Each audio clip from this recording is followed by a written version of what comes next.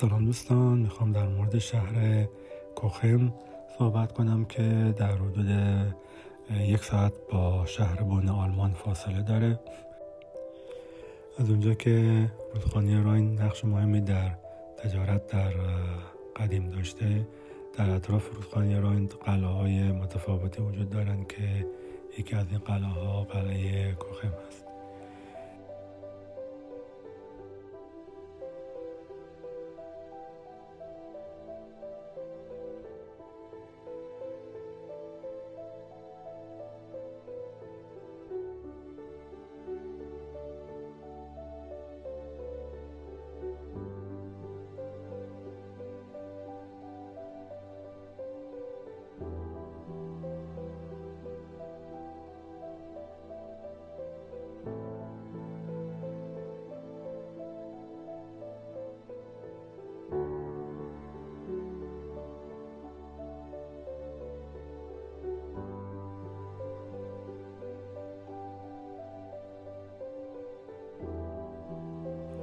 اگر با ماشین به این شهر سفر میکنید، از اونجا که قلعه در مرکز شهر قرار گرفته و محدودیت پارکینگ هست،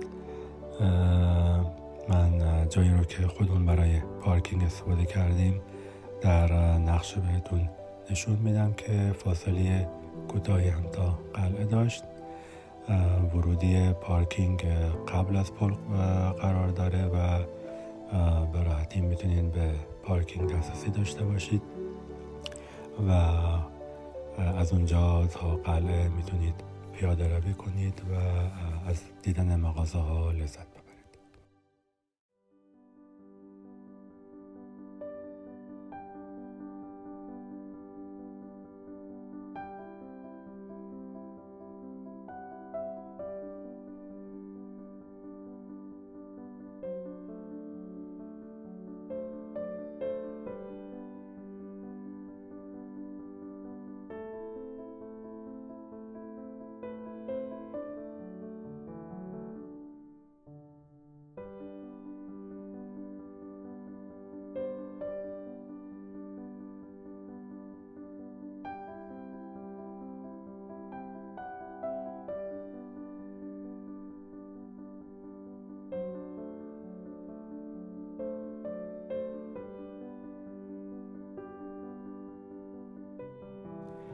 همینجور که قدم میزدیم یکی از رستوران ها رو انتخاب کردیم برای اینکه غذا بخوریم که رستوران اول رو رفتیم و برخوردشون مناسب نبود. بعدن دیدیم که توی گوگل هم ریتینگشون 1.5 و رفتیم رستوران بعدی.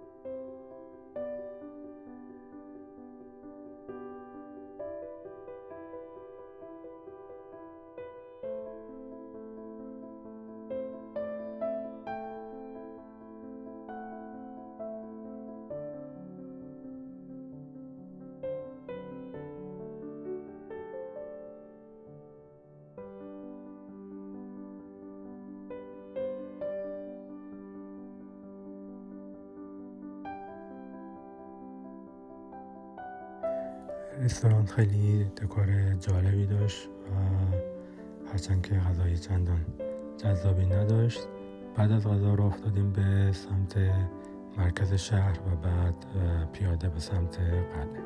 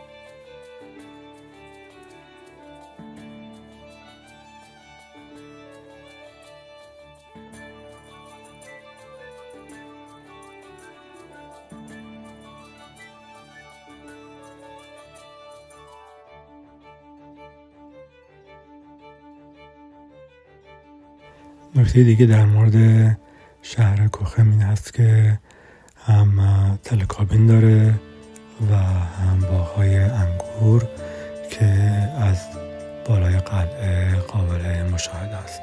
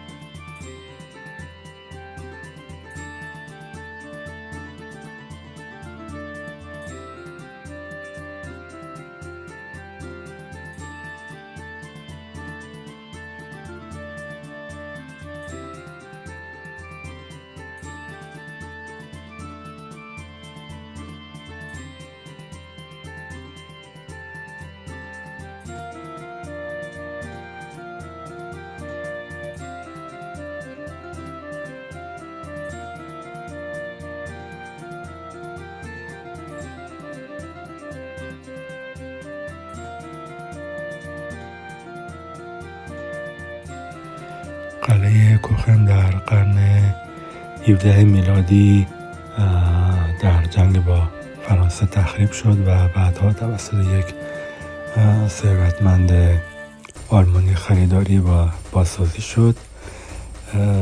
هزینه ورود به قلعه 10 یورو هست که شامل توضیحات راهنمای قلعه هست.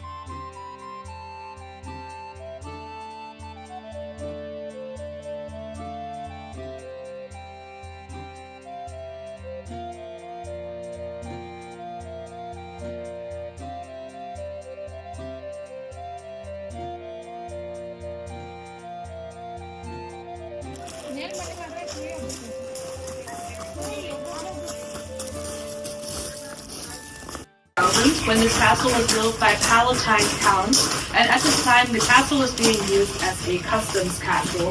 In 1151, the German king Conrad III took over this imperial property because the counts kept fighting over who it truly belonged to. So after a while of all of this fighting, the king, he had enough of this, and as a means to put an end to the fighting, he just took the castle. So the counts didn't have to worry about it anymore.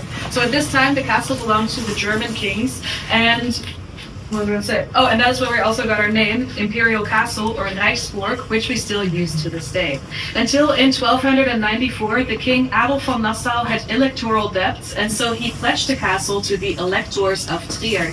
The electors, they were the people that would back then elect the king, and so they paid this king a large amount of money in exchange for the castle, and the king pinky promised that he would eventually pay all of this money back, and he would then, of course, also get the castle back. The king, however, actually never repaid any of this money, and neither did the kings that came after him, which is why these electors stayed the owners of the castle for about 400 years.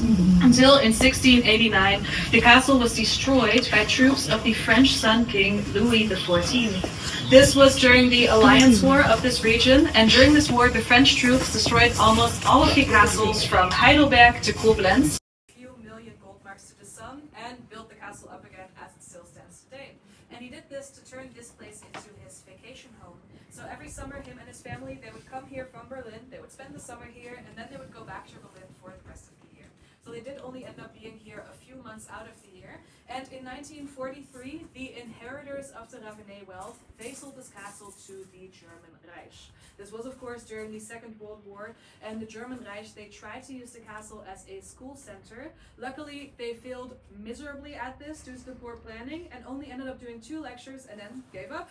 That's what made it possible that in 1978, the city of Cochem bought the castle for 664,000 D-marks, which is once again super cheap. It is the equivalent of 332,000 euros. So a steal for a castle, and since then the castle has been used as a museum, which is what we are all going to see on the inside in just a second. From the outside, the castle does still pretty much look like a medieval knight's castle, but on the inside it's decorated in the living comforts of the 19th century. But she is also a symbolic figure for warding off evil. So if she was hanging here, she was believed to keep the castle from ever being conquered and keep all of the evil far away. And she is also very special. She's the oldest one that we have from the 16th century, and she has a legend. The legend of the mermaid says that if you stand directly under her, then you are allowed to make a wish. So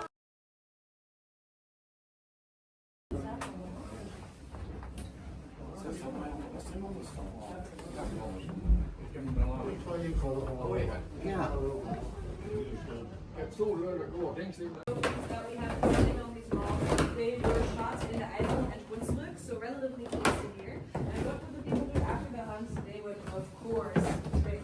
So on that table behind you, we have 4 tin jugs. The big ones on either side, they can hold 5 liters, and the smaller ones in the middle, they can hold 3 liters. And there used to be more wine made than there is today. And this is because no matter how drunk I am or how dark it is, my key will typically always find it. I leave this whole house.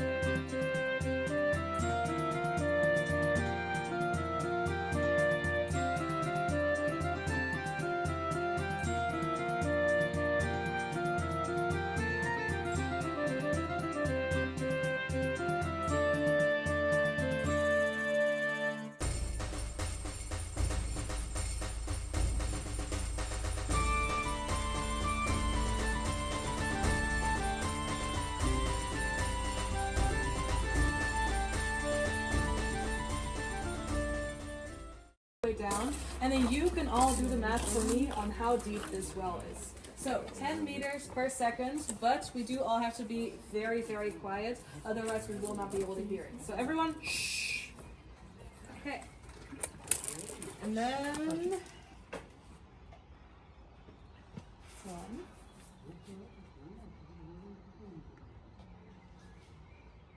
How long does that take? 55 seconds. Is plastered. So the yellow smooth part, that is plastered. And that is what the entire castle used to look like in the Middle Ages. So back then the castle was fully smooth and yellow and also beautifully painted on. As a small example, we see those flowers that are painted in the arches at the top. That was also on multiple places throughout this castle that it was painted in different colors and different patterns.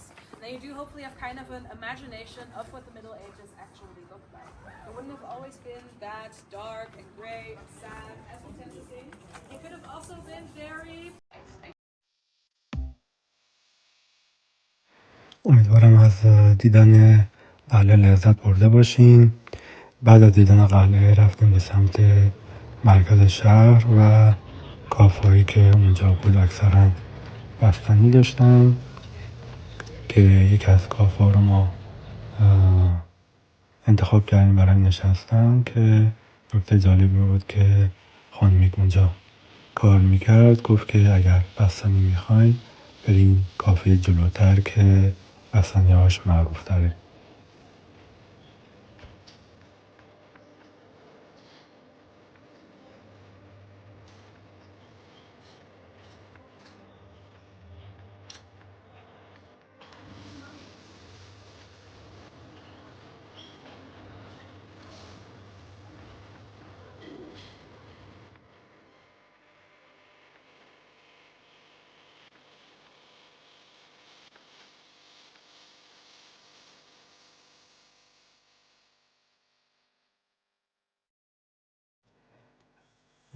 فعالیت دیگه که جز جذابیت‌های کوخوم هست این قطاری هست که از کنار رودخانه رد میشه و از پل بعدی میره به سمت دیگه رودخانه و نمای زیبایی از شهر و رودخانه و قلعه رو میتونید ببینید و مخصوصا برای بچه ها خیلی جذاب هست.